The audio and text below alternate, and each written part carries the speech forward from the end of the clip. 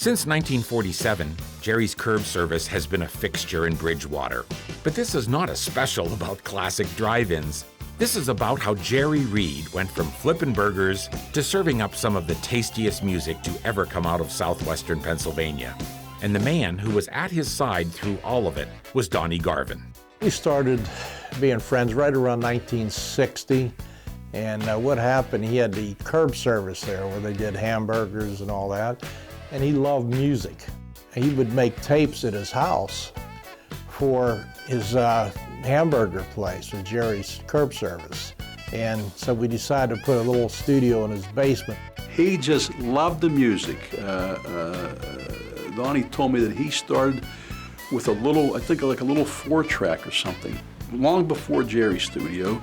He was a musician, but he never did great things as a musician. So he channeled his efforts into the recording end. One day, Donnie Garvin decided to seek out a bigger space for the studio. I talked with Jerry, I said, would you like to get involved with this? And Jerry says, I'm retiring. He says, I'm not gonna flip one more hamburger, that's it. The other guys sort of bowed out, and that was happening between Jerry and I. At first, expectations were small. We figured if we had one session a week, we would be happy. Well, the first 6 months, I think we were going 5 days a week, almost 8-10 hours a day, and it just exploded. The secret sauce was the board that Donnie Garvin built. It was kind of far ahead of anybody's equipment at that time, and we got a sound that nobody could duplicate. It had a great vibe, plus they have a great Telefunken 251 microphone down there. Very, very rare. It was cool to see all these Pittsburgh musicians making the trek up Route 65 to Jerry, just the reputation of it. One of the most famous albums to come out of Jerry recording is the Donnie Iris Mark Avsek masterpiece, the electric and elaborate Back on the Streets.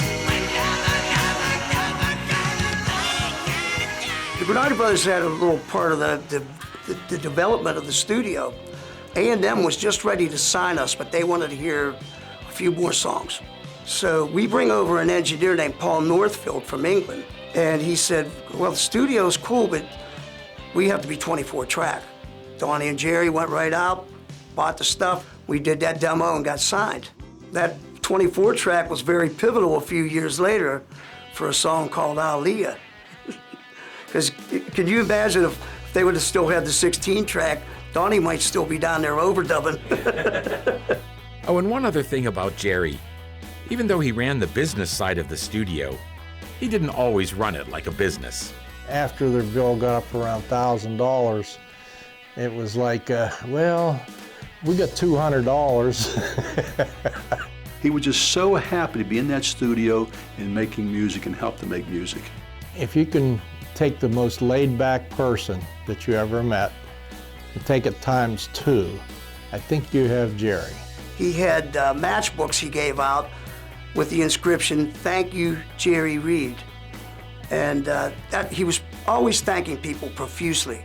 I'm very happy and thankful that I could give a little something back to this generous person. So, you know, that being said, thank you, Jerry Reed. Congratulations to the 2017 Pittsburgh rock and roll legend, music industry professional, Jerry Reed.